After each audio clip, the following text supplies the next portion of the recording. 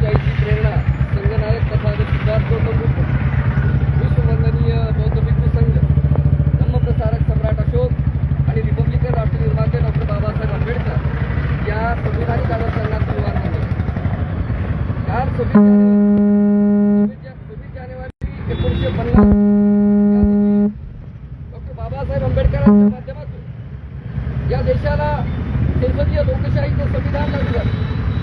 हा प्रजासत्ताक दिन 26 जानेवारी या दिनी नाशिक येथे नाशिकचे पालकमंत्री गिरीश महाजन यांनी प्रजासत्ताक दिनाच्या कार्यक्रमामध्ये बाबासाहेबांचा नामोल्लेख टाळणे या घटनेमुळं बाबासाहेबांच्या ज्या भीमवाहिनी आहेत त्यांच्या माध्यमातून त्यांचा तीव्र निषेध केला आणि त्या तीव्र निषेधाचे पडसाद पूर्ण भारत देशामध्ये केलेले आहेत. त्यानुसार आज अंबाजोगाई शहरामधील सर्व नीतिवान लोकशाही समाजाचे सगळे प्रतिनिधी या ठिकाणी आलेले आहेत आणि ते या घटनेचा निषेध करत आहेत. मित्रहो, गिरीश महाजन हा एकमेव या देशामध्ये नाही, प्रत्येक गावामध्ये गिरीश महाजन आहे आणि यांना हे सगळे यांना हरामखोर म्हणल्यावर मजा वाटते. हे सगळे संविधान निरक्षर आहेत, हे संविधान निरक्षर आहेत आणि यांना सत्तेमध्ये जावं वाटतं, सत्तेच्या खुर्चीत बसू वाटतं,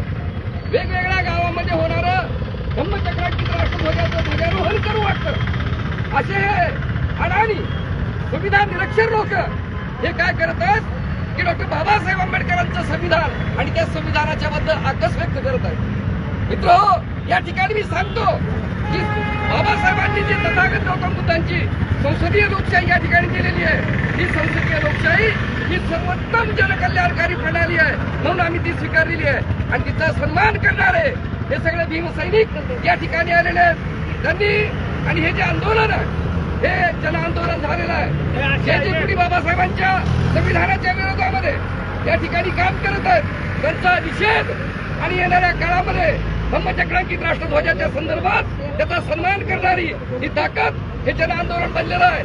या ठिकाणी मी गिरीश महाजन आणि या सर्व तमाम संविधान निरक्षरांचा जाहीर निषेध करतो आणि माझ्या वाणीला विराम देतो. धन्यवाद. सप्रेम जय भीम, जय रिपब्लिकन भारत, जय रिपब्लिकन राष्ट्रवाद.